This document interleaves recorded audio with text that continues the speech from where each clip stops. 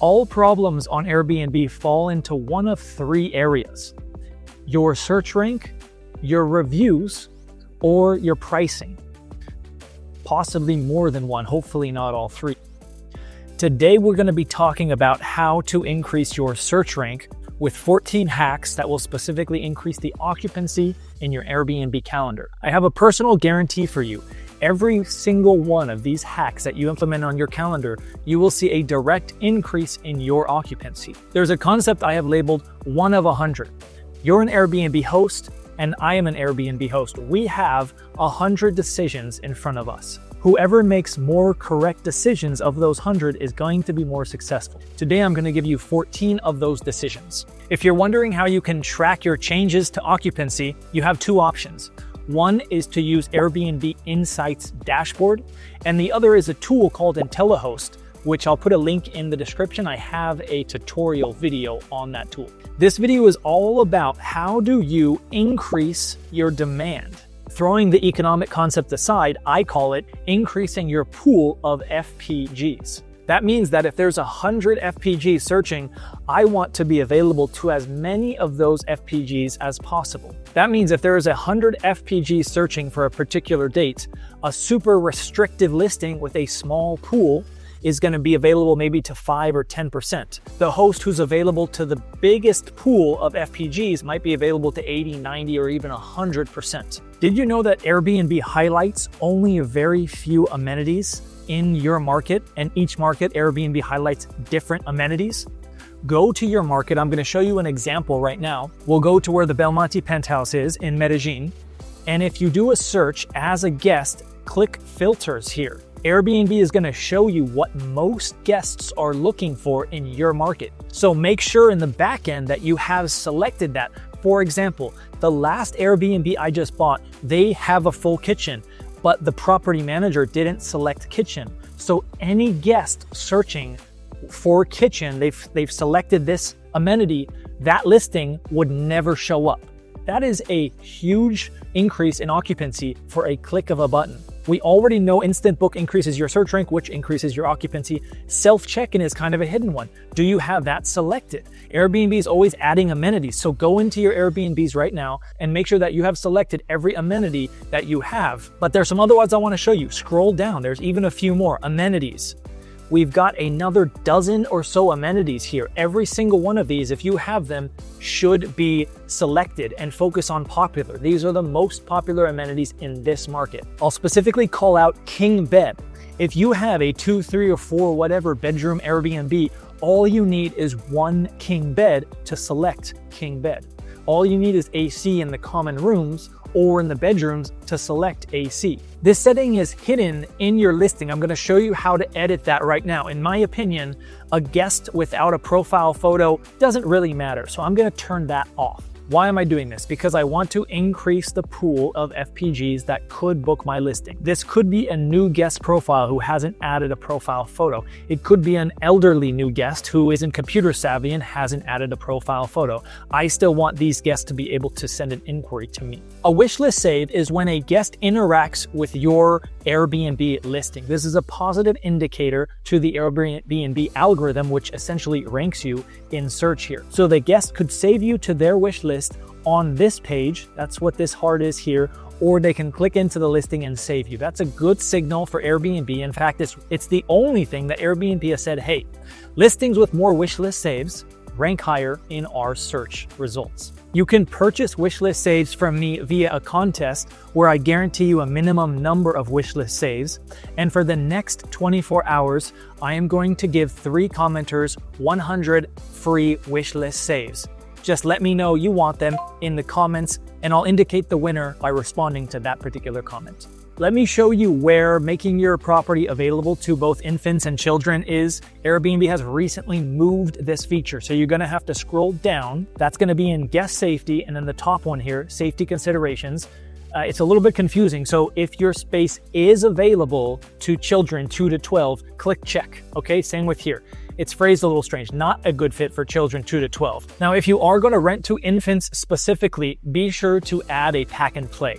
If you don't, the guest is going to ask to make sure you have one anyways, guaranteed. Scroll up here a little bit in your listing editor and go into house rules.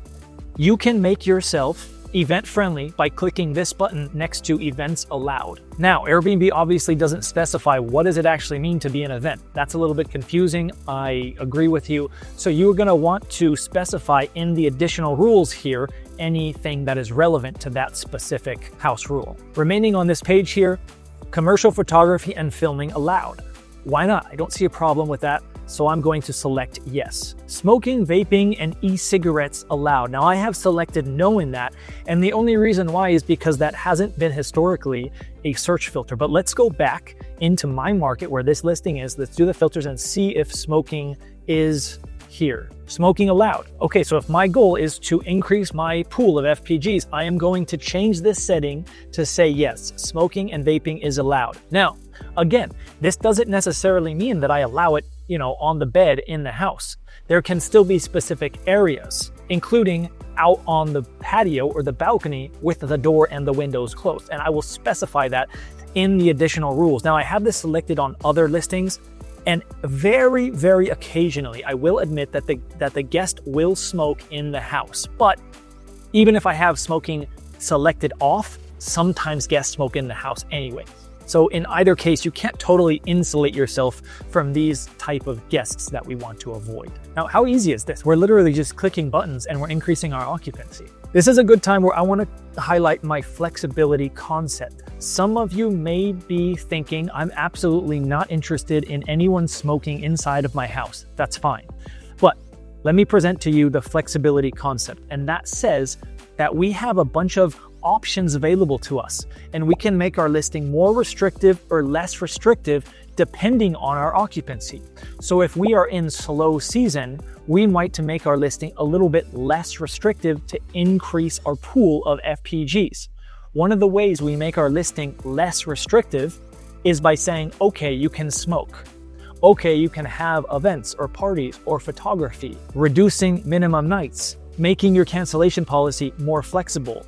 There's a bunch of different items you can manipulate in your Airbnb in order to affect your occupancy. Now, if you're interested in learning more about that concept, I'll put this video up here now. Pets okay. This is also a controversial one. I want you to run the following experiment to convince yourself that, hey, it is a good idea to have pets in terms of ROI, return on investment. We can get extra nightly rate, extra occupancy. And this is a huge leverage point that almost no hosts take advantage of. So let's go to Airbnb, and we're already in the Medellin market. Now, what you want to do and narrow down the map until there are less than 1,000 places here. And you'll know why in a moment. So we're gonna do entire place. And I also just gonna do my competition here. So 820, that's good enough. The next thing we're gonna do is click Pets Allowed. And if this goes down below 82 homes or 10%, then you can be certain that making your place pet friendly is going to drastically increase your occupancy and your nightly rate. That's why you don't have this selected. You have no, I don't want pets, and you still get inquiries from guests saying, hey, can I bring my pet? They're doing that because there's almost no Airbnbs in your market allowing pets. So if you're allowing pets, you are drastically increasing the pool of FPGs. In this particular market, almost half allow pets. So the effect it's going to have on my occupancy is much less. So this one is obvious, right? Increasing the number of guests, increasing the number of rooms, these are all the most surefire ways you can do to your listing to increase your revenue. Now you have to balance too many guests, increases the party risk, etc. But if you can add a blow-up mattress or you're okay with a guest sleeping on the couch, Airbnb counts these as sleeping surfaces. On Airbnb in general, the max occupancy is 2 guests per bed. If you have a couch, make it a fold-out or a lie-down like this one is, and add an extra 1 or 2 guests. You can then also go into your calendar. Airbnb moved this setting recently, and charge for these extra guests. I'll show you how to do that. Under pricing, scroll down and you'll see it here. I charge $45 for the 5th guest and over. Now, how do you know how much to charge there? If your nightly rate is $100 on average, and you have a 1-bedroom, okay, and typically 2 people are booking, that means per person costs about $50 a night. 50 times 2 equals 100. Now, if you allow a third person on the couch, they're going to pay less than $50. Your maximum there should be $50 of an extra guest fee, because they're not getting as much satisfaction, as much enjoyment sleeping on the couch than they would having their private room. So in this example, you would charge probably like $25 for that third guest. Now let's run through one more example with the Belmonte Penthouse. My average rate is $500 and I typically get 4 guests. So that's $125 each guest is paying to stay in the Belmonte Penthouse in their private room. Now remember, I'm charging starting at the 5th guest, not what is usually done, which is 2 guests per bed. In this case, it would be 8. I am charging starting at the 5th guest. So I have decided that $45 is a good rate. Now, how do I know if that's good or not? Well, if I want more guests and I'm not getting them, I'm only getting 4, then I would lower that price. And in this case, I'd lower it from 45 to 35. Airbnb has said repeatedly in various spots across the website, as directly as they can, but not specifically, here is what they're saying if you read between the lines. Your search rank will increase if you have a flexible cancellation policy. Now, I know that it is very upsetting when a guest cancels 1 day in advance, but again, flexibility concept. If you're in slow season and you're struggling for reviews, maybe you temporarily change your cancellation policy from moderate or strict to flexible. Accessibility features are on the search page.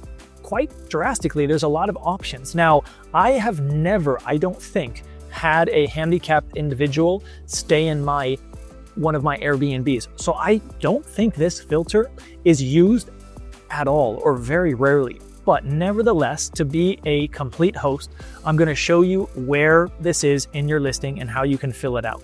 Down here, accessibility features, click that, and that's where you can find all the settings there. Now, your house has to actually be handicap accessible, and these gets pretty specific, but if you have them, you should mark them off. I want to show you Instant Book because it's not like you just get to choose Instant Book or no. There are a couple extra options you get. So this is under booking settings within your listing editor. I am using Instant Book. Sometimes I turn it off in line with the flexibility concept, but you have this option here, which is require a good track record. I have that turned off. Now, selecting that on doesn't mean much. It means that the guest has completed 1 reservation and that 1 reservation wasn't reviewed bad by the host. And last but not least, lower your price. Now, I don't just mean simply lower your price.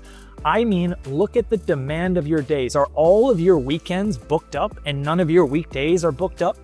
Go into Price Labs and go to the day of the week adjustment. I want you to both lower your weekday prices, that could be Monday to Wednesday, it could be Sunday to Thursday, and increase your weekend prices.